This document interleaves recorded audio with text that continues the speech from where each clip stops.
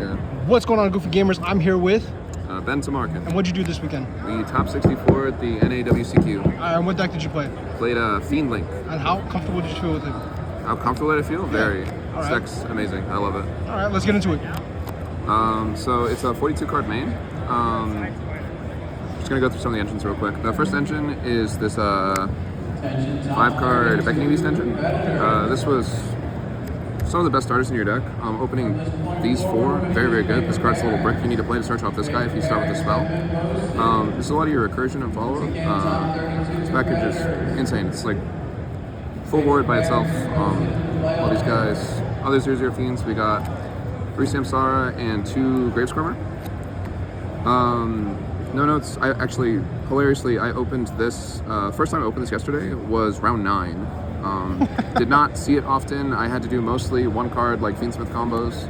Opened these plenty, so it didn't really matter. But this card did not like me, and you can get away with playing one Gravescormer, but I think especially in mirrors and for long games, having 2 Squirmer comes up. It's just nice to have another good search off of your Nightmare Pain in long games, and you can always side one out in like game 2 or 3 if you feel like you need to bring in more non-engine. So those were really good. Other Yubels, we got 2 Spirit, 1 old one, and then 1 brick. I mean, it's not a brick anymore. It is a brick.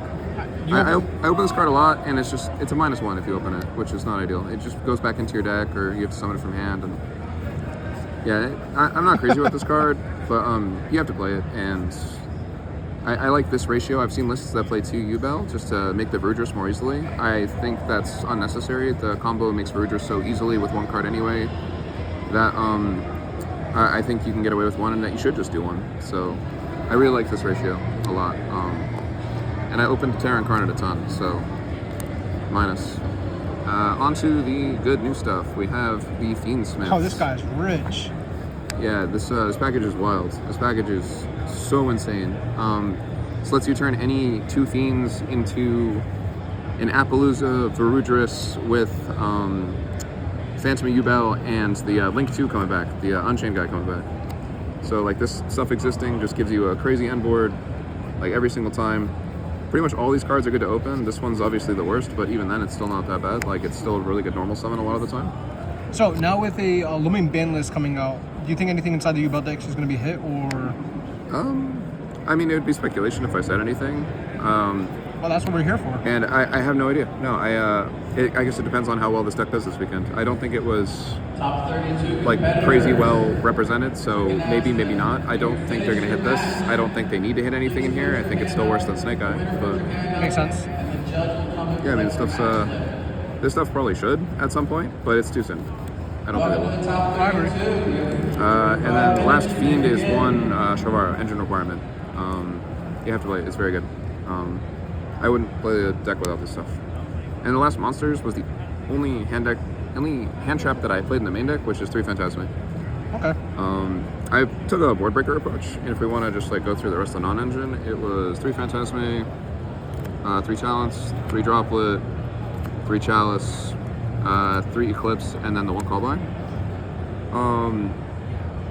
I took a breaker approach for this event, and I really think that it paid off. All these cards came up in just like tons of different creative ways. Like used Eclipsed out a lot of like floodgates, used Chalice out like specific like weird like damage tip things or like temp by things. Like all these cards are fantastic. I don't think I changed my non-engine at all. It was all really, really good. For the people back home, can you explain to me why you played the Phantasmus? Why the Phantasmus? Basically, if you're going second, just fixing your hand, like getting rid of bricks in your hand, like drawing extra Yubel cards or like extra normal summons that you don't need. You drop this, and it's going to filter your hand to the point where you're going to see more of these cards. And this is what you want to see. You want to see more of these cards. And also, this just being an additional body, just a +1 on the field, helps you convert into Fiendsmith if you need to. So like they like imperm your normal summon. You can even use this to like protect it, or you can just link them off and like preserve the card in your hand. I summoned this card a lot on my opponent's turn and a lot on my own turn. This card says if a link monster is special summoned, you can summon it out. So like when your opponent like drops a princess on you on their turn, or if they summon like an IP, like you get to drop this, like filter your hand on your own turn, and the target negation comes up quite a bit. It's very good into SP. It's very good into like Engraver trying to break your board, and it's very good into Princess trying to come back and like knock your shit. Sounds good. So yeah, I really like Fiendsmith. I'm extremely happy that I played it, and it came up a lot and won me many games. On to other spells and such. Through the field spell, absolutely mandatory. This is the best card to see in your opening hand in the whole deck. This instantly sets up Phantom, and it gives you extra extension mid-combo, giving you free bodies on the board at the same time that you otherwise wouldn't have. This is also how you end up recycling your Phantoms. When you destroy one of your 10s on your opponent's turn, or just like mid-game in general, this just puts back the Phantoms for you. So this card is incredible. You absolutely have to play 3. Terra. Obviously, you want to see this card. Just a 4 feels well. Yeah, no, the card's fantastic. When we were playing Thrust, this was my Thrust target I was searching all the time. 1 pain, 1 tracked, combo requirements. No notes really. Sometimes I wanted a second one of this. If they like SP'd the first one, it makes it a little bit difficult to OTK if you don't have access to this. But I'd say for this whole event, I didn't miss the second one. It was mostly at like locals and stuff that like people were punishing me by like removing this in that regard. Okay. And a lot of the time at this event, I would open, especially if I opened like a Spirit Gate start, if I had an extra extender, I would just go activate Spirit Gate, go get the Beckoning Beast, go get a second Spirit Gate, and then just have one of these in my hand for follow-up to get this back that Phoenix did. So you can play around this going to Grave. It's hard to play around this going to Banished. And the last card in the deck, main deck, that is the 1 Chamber, which is another engine requirement. Nice. Makes your end board nice. And this is where like if you end on like Desiree and they try and like Dark Ruler or something, you have to set this every time so you could flip it and turn off like a Dark Ruler or Droplet. Sounds good. Yar. So side or extra? We'll do side. Extra first. Extra first. You got it. All right. So played a token. Let's go, boys. Starting off with the links, Fiendsmith stuff. We played what everyone else is playing. Just one of these guys. These are all really good. Just to continue with the Fiendsmith stuff, like, there's nothing really to say here. Everyone's playing these ratios. We played the 1 and the 1. This came up a lot in slower matchups in mid-game.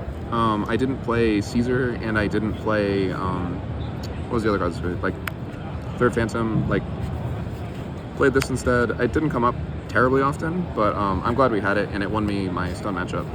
I played Runic Stun once, and this card was really huge in that. Optional cards that were huge for me. 1 Aerial Leader. This is one of my favorite cards in the whole extra deck. This replaces Beatrice, and it's just a extender, and that comes back over and over and over again. Also, 21's not small. It just like helps you like get random game shots. Nice. Like when you're building up like lots of little guys. And then the Necroquip. This card was crucial. I made it, I think, every single game I comboed, I would make this into other stuff. So this engine is fantastic. I wish it was smaller, but access these cards all the time. They help you go for game shots with like his little burn effect, and just the fact that like you can make this guy really big with this. You can make him like 34. So yeah, this package is crazy. Probably the best cards in the deck, and that's really it. Everyone's doing it already. Other fiend looking stuff. We got the 1 Muckraker. It helps you with your 1-card combos. 1 Yamba. It's engine requirement. Really good stuff. Same as the Solar Rage. The SP to summon off Solar Rage, and then Appaloosa for the 1-card combo. So you have QTR everything except for Yama. That's accurate, yes. All right, cool. They wanted $100 for it. I wasn't doing that. Yeah, didn't want more or less of any of these. They all came up plenty. I know some people are cutting Appo, but it comes up a lot in the 1-card combo lines that I was going for, so I wouldn't cut this. I think it was good. I don't think I'd make any changes. Deck was insane. 2 Phantom. Sometimes you think about wanting a third, but then it doesn't always come up. You can put it back with Solar Rage, or you can put it back with Field Spell, and a lot of the time you're just it's gonna be enough for just 2. You're not gonna need a third one. And the last card is Varudris, the final Bring of the End Times. This card's awesome. Love this guy. He's part of the 1-card combo, helps solidify lots of end boards. ending with this with a Yama engrave is crazy because you get to destroy your stuff and then bring back Yama, pop this, and then get a pop on your opponent's turn as well. So this card was fantastic all day. Made him quite a bit towards the end of day 1 and then every game in day 2, except for my top 64 match, which I scrubbed out of. Womp womp. Yeah, moving over to the side. Put some hand traps on the side just to like knock it FTK'd. Played 3 Ash. It was fine. I think I wanted a hand trap in the side. That worked if I drew it off Phantasme, or if I drew it off the other one that I played, was Molshami. And Ash was like perfectly adequate. It was fine. No notes. I probably wouldn't change it for anything else. I couldn't do Imperm because you can't draw it off Phantasme and use it. Didn't want to do Valor. It was not versatile enough, and this seemingly helps against like the matchups that I may struggle with, like Branded or something else. Actually, this guy was insane. I had 2 situations this weekend where I discarded 2 of these in their draw phase, and then they just started playing. So I drew like 8 cards on their turn with like just this guy, and it was a mistake because I play so many board breakers. I just went like mind change and just like took everything. It was absolutely nasty. This card like overperformed like crazy. This card was super good. I would definitely play this again. This card with breakers, nuts. I agree. Back to more breakers. We're playing 3 takes. +1s in this deck are really good, and now you can just use blank bodies to get into your full Fiend engine with Fiendsmith. So you can literally just go like double take spell, link off, and then do your full combo. So love these cards. They're fantastic. Some back row hate. I don't think I drew any of these, so didn't come up, but I'm glad I had them. And then the one real go first card we played was the 3 Judgment. And this card was good. This helped me clutch up against the Ancient Gear player. It was funny. So, Ben, any shoutouts? Yes. Shoutouts. Goofy Gaming. Everyone here, like Marshall's still in top 32 right now. Everyone here was awesome this weekend. Shoutouts to Reese for playtesting a whole bunch. Yeah.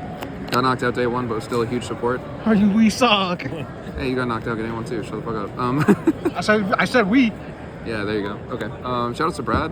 He was helping me like every step of the way with the deck list. He's insane, I guess. Shoutouts to Paulie as well. Absolutely, our world champion. Yeah. There's gonna be a whole other bunch of people I forget, so those are just like the major ones, like Goofy, Reese, Brad, and then Marshall for Fuck yeah. still being in and holding it down for Team Goofy. Absolutely. All right, thank you, Goofy Gamers, for signing off.